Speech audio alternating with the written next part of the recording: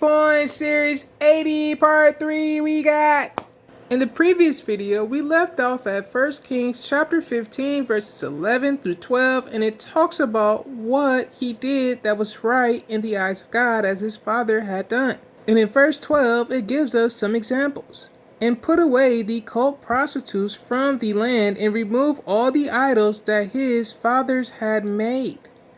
And he also removed Maacah, his grandmother, from being sovereign's mother because she had made an abominable image for Asherah. In James chapter 2 verse 14, my brothers, what use is it for anyone to say he has believed but does not have works? This belief is unable to save him. As we see in 1 Kings chapter 15 verse 11, and Asa did what was right in the eyes of, we have to name it, God. It didn't just say that, and Asa believed what was right in the eyes of, we have to name it, God. Did is action.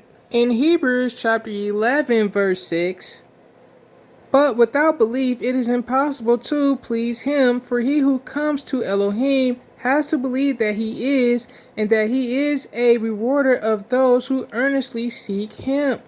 Understand what happened in Genesis chapter 3. And the Nahash was more crafty than all the lives of the field which we have the name of God Elohim had made. And he said to the woman, is it true that Elohim has said, do not eat of every tree of the garden? And in verse 4, and the Nahash said to the woman, you shall certainly not die.